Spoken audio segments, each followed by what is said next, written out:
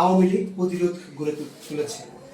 ইতিমধ্যে সরকার পক্ষ থেকে অপারেশন ডেভিল হান্ট ঘোষণা করা হয়েছে। আপনি কি মনে করেন ডেভিল হান্ট সফল হবে?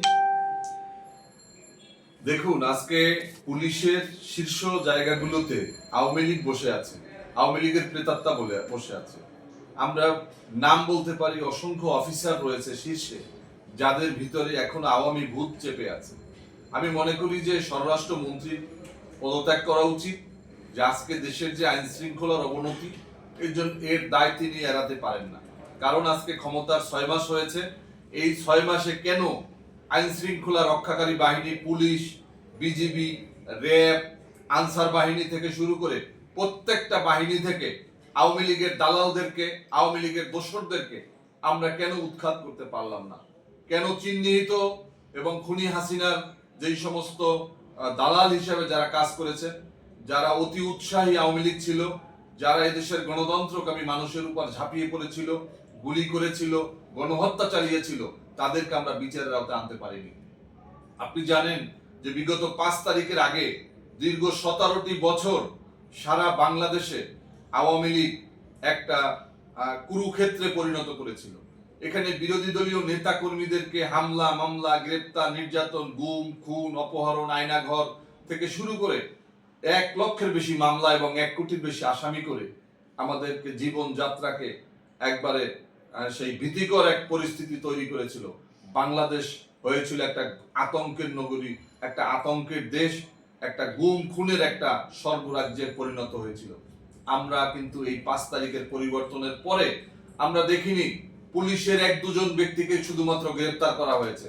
এখনো তারা শীর্ষ পদে তারা অবস্থান করছেন। বিজিবির এখনো অনেক প্রশ্নবিদ্ধ ব্যক্তি রয়েছে। সেনাবাহিনীতে যারা এই আওয়ামী লীগের 635 জন আওয়ামী লীগের শীর্ষ নেতাদেরকে, যারা ভিআইপিদেরকে যারা স্থান দিয়েছিল, তারা আজকে দেশ থেকে পালিয়ে গিয়েছে। এর দায় নিতে হবে সেনাবাহিনীকে।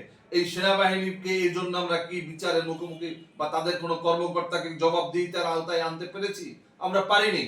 আজকে এই সমস্ত ষড়যন্ত্রকারীরা যারা আজকে দেশের ভিতরে এবং দেশের পার্শ্ববর্তী এলাকাতে অবস্থান করে বাংলাদেশের আইন শৃঙ্খলাকে চরম অবনতির দিকে নিয়ে যাওয়ার চেষ্টা করছেন, পরিকল্পিতভাবে এখানে ডক্টর মোহাম্মদ ইউনূস এবং গণতান্ত্রিক শক্তিকে প্রশ্নবিদ্ধ করার জন্য অব্যাহতভাবে ষড়যন্ত্র করছেন, তাদের বিরুদ্ধে কিন্তু আমরা কোনো ব্যবস্থা নিতে দেখিনি। মনে হচ্ছে যেন এই সরকার আওয়ামী লীগের একটা ফটোকপি হিসেবে তারা ভূমিকা পালন করেছে।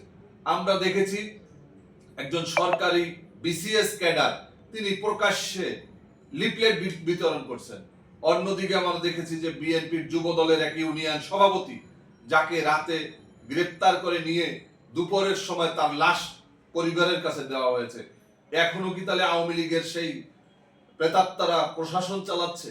এটা সাধারণ মানুষের মাঝে আজকে প্রশ্ন।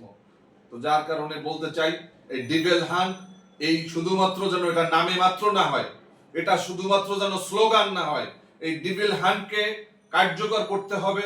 আওয়ামী লীগের সারা বাংলাদেশের ছড়িয়ে ছিটে থাকা সমস্ত সন্ত্রাসীদেরকে গ্রেপ্তার করে প্রমাণ করতে হবে সরকারকে যে তারা আইন শৃঙ্খলা রক্ষায় এবং এই ফ্যাসিবাদকে মূলোৎপাটনের জন্য তারা আন্তরিক।